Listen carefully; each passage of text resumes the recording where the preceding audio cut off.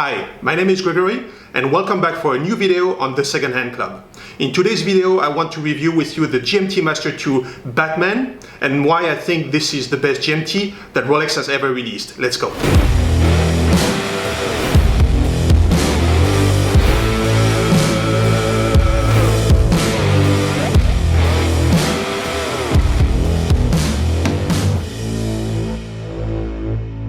Rolex originally produced the GMT Master in 1954 as an aviation watch for pilots. It was inspired from Pan Am's request as a timepiece that could display multiple time zones simultaneously.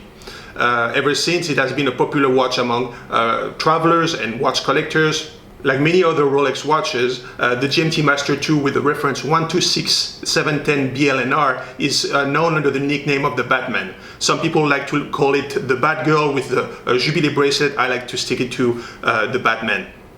It's a reference that is very elegant, very versatile. I personally like this edition better than the Pepsi because it's a little bit more discreet, but if you wear this watch, people will still know that you're wearing a Rolex. This GMT's most impressive feature is definitely the dual time zone function. It has been designed to be able to be read very easily with a separation between the black and blue, which basically defines the daytime and the nighttime. The blue time being the daytime until 6 p.m., 18 hours of the military time, and the nighttime being from 6 p.m. until 6 a.m. The local time is displayed on the watch face using Rolex iconic geometric hour markers, but an extra hand distinguished by its blue cool and arrow tip indicates the reference time shown on the scratch-proof aluminum and cerachrome bezel using the 24-hour system. Both times can be set independently using the triplock winding crown, and both the hour markers and hands are made with photoluminescent chromalight, which glows blue in low light, making the Rolex GMT Master II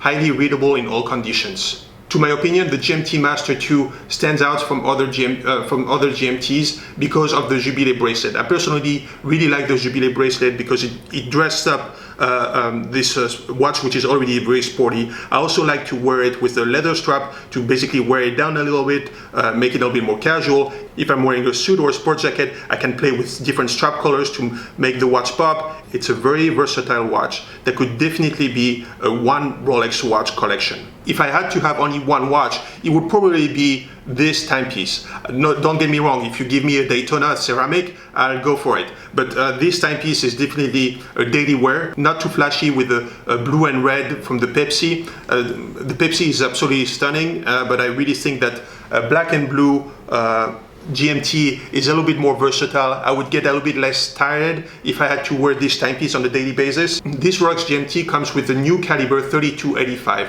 which boosts the power reserve of the automatic movement up to 70 hours of power reserve. And it has a blue parachrome air spring that has an outstanding resistance to heat, shocks and magnetic fields that makes it a timepiece to wear every day. Now let's try to compare the previous version of the GMT Master II Batman versus the new one. The previous one was the 116710 BLNR versus the new one is the 126710 BLNR. And why I think that if you're on the market for a GMT Master II, you should definitely go for the later version. The most obvious change to the current Rolex Batman is the 5-link Jubilee bracelet. The original Rolex Batman with an oyster bracelet was launched in 2013 and has since been discontinued, along with the black bezel Rolex GMT Master II. Today, the current model for both Batman and Pepsi GMT Master watches are only equipped with stainless steel Jubilee bracelets. Although the bracelet has been updated, both Batman models have the Oyster Lock clasp, which features the EasyLink comfort system, an extension system that allows the wearer to adjust the bracelet by 5 millimeters. Now, when we look at the case, this is one difference that only becomes apparent with a closer look or when both watches are worn on the wrist. The previous Rolex Batman comes with a super case with fatter lugs and a more prominent shape. The current Rolex Batman comes with a more refined case and thinner lugs. Both still measure 40 mm in diameter, but the current model has more of a tapered shape. When you get a closer look, you can see that the current Rolex Batman bears the brand's new dial signature below the 6 o'clock hour marker. When only used to say Swiss and made, Rolex has added a brand logo, a small crown, in between the two words. Beyond this very subtle change, both dials are virtually identical, with chromalite hour markers and a blue GMT hand. Now, the biggest change that you can see between the two versions is definitely the movement. Similar to its time and date watches, Rolex has also updated the movement on the GMT watches. The previous Rolex Batman was powered by calibre 3186, while the current model runs using the calibre 3285. As said earlier, it has a 70 hours of power reserve, coming from 50 with the previous calibre 3186, thanks in part to its new improved chrono energy escapement. Like all Rolex watches since 2015, the calibre 3285 guarantees a -2 +2 seconds per day variation, which makes the watch COSC certified. COSC stands for Certificate of Swiss Chronometry. All current GMT Master models run with the new calibre 3285. With a tapered case and a Jubilee bracelet, the current Rolex GMT Master looks like a dressier option to a hefty and sporty looking Batman with an oyster bracelet. If you're inclined to go with the improved technology, the current Rolex Batman should be right up your alley. But don't get me wrong, the previous Rolex Batman is still as robust and reliable as Rolex watches come. The last thing before we go, I just wanted to talk about the value of this timepiece.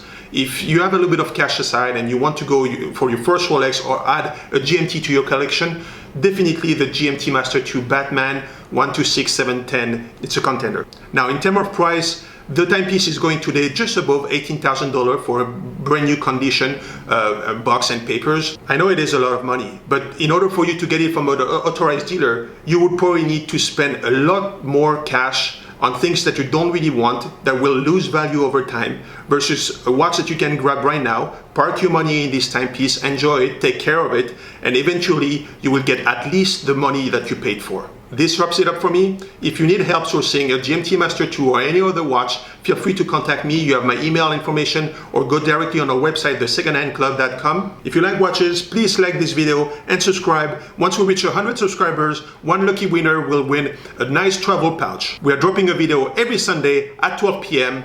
Have a great week and see you in the next episode.